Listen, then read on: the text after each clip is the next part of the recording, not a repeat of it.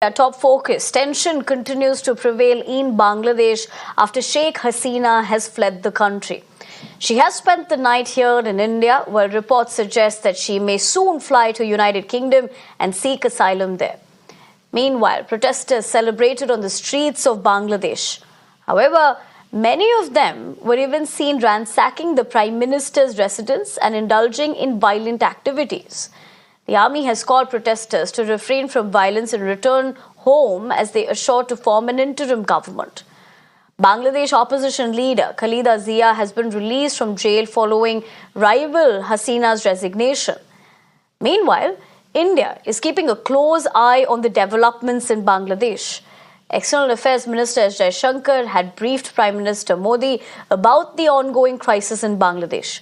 He also discussed the issues with the leader of opposition, Rahul Gandhi. The Border Security Force is also on high alert. Security has been hiked along the India-Bangladesh border in light of the recent developments. BSF chief will also visit the border today.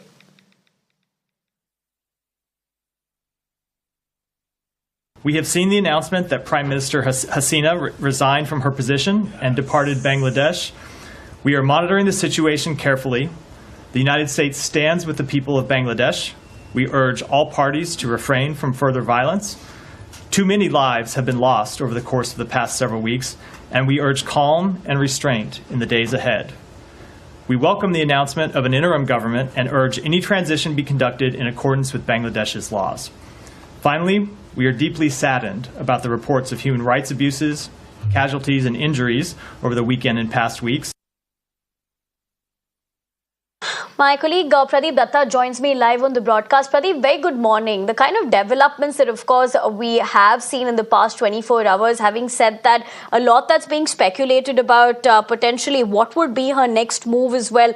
Let's speak about that first. What are we picking up, considering the fact that after what happened yesterday, she did take a little bit of refuge in India, but we understand reports suggesting that she would fly to the UK. Do we have anything on that front?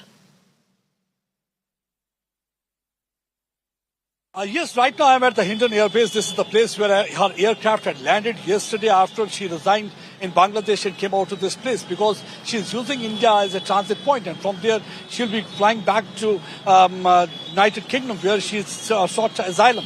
But so far she has not got any kind of confirmation from UK. That's one of the reasons she will be taking some more time to stay back in India. But the things are really very difficult so far as the Bangladesh is concerned. Yesterday she got only 45 minutes were given to her by the army. She was not even allowed to record her message. And finally she had to take a flight to come out to this place. And you can see here the security here at the Hindon Air Base is based up. Anytime once she will be getting a green signal from UK, only then she can take a flight towards United Kingdom where she has already sought asylum. She had been in touch with the authorities there, but she did not get any clarification from their side. But how long it will take, it will only the time will tell. But all I can say, it's really a matter of concern for the India, because India has lost an ally, because she was one of the dearest friends of the country, and we have seen that how she had been able to keep the terror elements at bay, because she was able to crack down on all those Islamist radical elements who were a threat to the country. Because during the last government that was headed by the Khalida Zia, we saw that there had been attack on the minority community.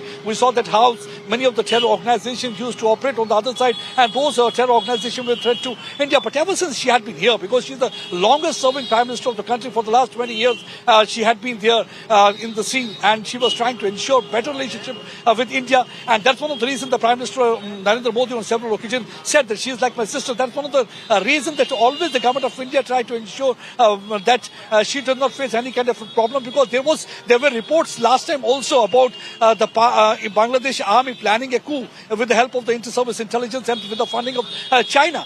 But that time also India was able to inform Sheikh Hasina, and finally the actions were initiated, because she had been one who had been always pro-democracy, but recently she was not that popular in the country because of the certain actions she had initiated, because people there in Bangladesh felt that she was turning more autocratic.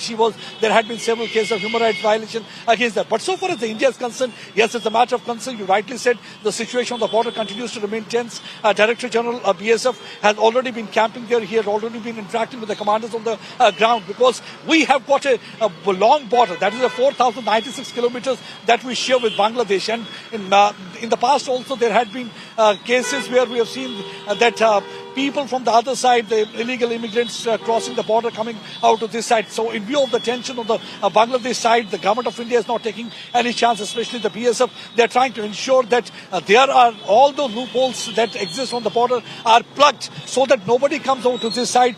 There is no kind of a spillover effect. So so there was a CCS meeting also yesterday at the Prime Minister residence. Ajit Doval, who yesterday came out to this place, he interacted with Sheikh Hasina, and after that he briefed Prime Minister in this regard. And late in the evening, there was a CCS meeting. That in that meeting we saw the Defence Minister was also present, Minister for External Affairs Jai Shankar was also there. Besides this, the Home Minister was also present, and even Nirmala Sitharaman, the Finance Minister, besides the Cabinet Secretary and the Foreign Secretary, were also present in that meeting. And during that meeting, they discussed several things. You see, the one thing is the stability of the Bangladesh. That's really very important. The second is how to insulate themselves from, because they have to also ensure a better relationship with whosoever is taking over the charge in Bangladesh. Reason being, already we have got a very bad relationship with Pakistan, because Pakistan is continuing with the policy of leading India 1,000 cuts. And our relationship with China is also not that good. So we will not like to have any hostile neighbor in the form of Bangladesh this time. That's one of the reasons that India is walking a tightrope. They're trying to go for the balancing act, trying to ensure that on one hand they'll be supporting Sheikh Hasina, trying to ensure that she can leave safely for the safe shelter in any of the neutral countries, whether it's Finland or whether it's United Kingdom. Only the time will tell. But yes, they have to also maintain a good relationship with whosoever is going to take over charge of Bangladesh, because that's really going to be very crucial and important for India. And also they are also concerned about the safety and security of minority community, especially Hindus putting up in Bangladesh. We have seen that there had been incidents where some of those Islamist radical elements, they were trying to target them.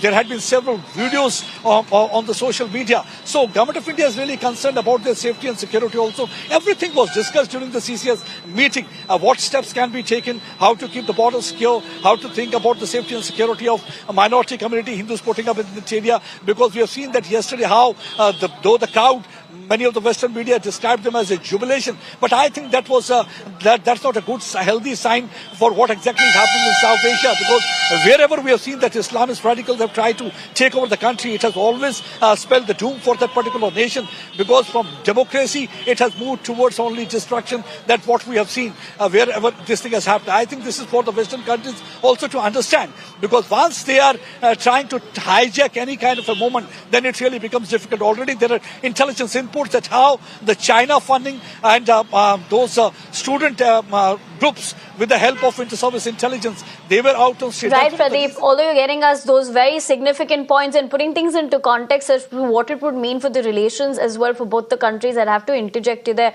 But thank you very much for joining us on that top story. But since